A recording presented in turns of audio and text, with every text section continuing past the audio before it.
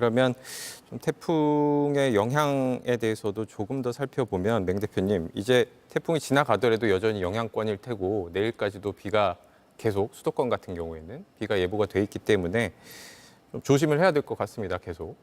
그렇습니다. 이제는 비단 이제 카눈뿐만이 아니라 태풍의 계절에 이제 접어들었다고 보셔야 될 것 같습니다. 우리나라 같은 경우에는 6월과 7월과 8월과 9월과 10월 이렇게 5달 동안 태풍의 영향권에 드는데 주로 8월 달에 가장 많은 태풍이 발생해서 우리나라에 영향을 주고요. 네. 그다음에 7월, 9월, 10월, 6월 순으로 발생을 합니다.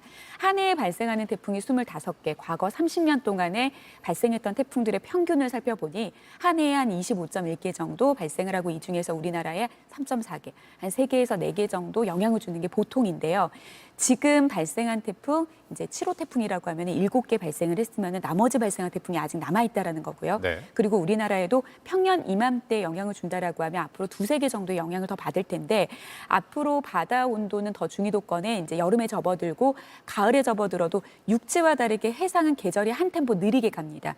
그래서 가을까지도 해수면 온도는 굉장히 뜨거워질 텐데 그렇게 된다라고 하면 카눈보다도 더 막강한 태풍이 우리나라를 관통까지는 아니더라도 우리나라 쪽으로 이 북태평양 고기압이 계속해서 길을 열어줘서 태풍이 우리나라에 올 가능성이 굉장히 높습니다. 네. 그렇기 때문에 이번 카눈이 지나가고 난 다음에 어떤 피해 상황만 수습을 하는 게 아니라 태풍에 대한 특징들을 좀 이해할 필요가 좀 있을 텐데요. 지금 거의 언론에서는 태풍의 중심이 어디에 위치해 있느냐에 따라서 조명을 하다 보니까 네. 일부 사람들 같은 경우에는 태풍의 중심이 위치할 때가 가장 위험한 시점이라고 생각을 많이 하십니다.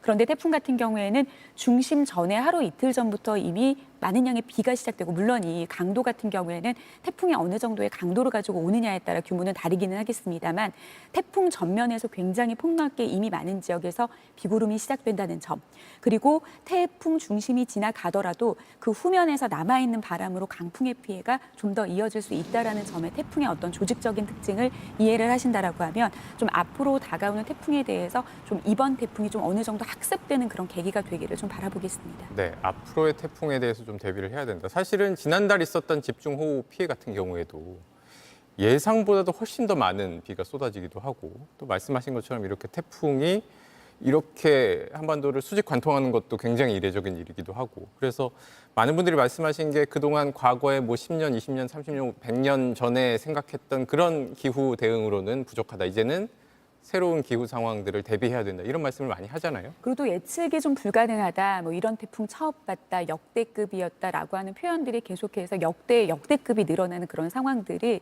어떻게 보면은 우리가 과거에 경험하지 못한 날씨 상황들이 앞으로 펼쳐진다라고 하는 게 결국에는 지구 온난화로 초래된 이상 기후 현상의 대표적인 특징이라고 볼 수 있겠는데요. 각자의 역할이 좀 중요하겠습니다. 기상청 같은 경우에는 이번 태풍이 지나가고 난 다음에 왜 이렇게 예측이 불가능했었는지에 대한 한반도의 주변 상황에 대해서 학자들과 연구가 좀 필요할 거고요. 그리고 앞으로 다가오는 태풍에 대해서도 과거와는 다르게 태풍의 진로가 어떤 영향으로 인해서 이렇게 달라질 수 있는지에 대한 어떤 분석을 통해서 좀 더 정확한 예보를 발표하는 게 중요할 수 있겠고요. 그리고 일반 국민들 같은 경우에도 이제는 태풍 같은 경우에는 과거에는 어느 나라가 잘 진로를 맞췄느냐에 따라서 좀 태풍이 지나가고 나서 포커싱이 많이 맞춰져 있었었는데요.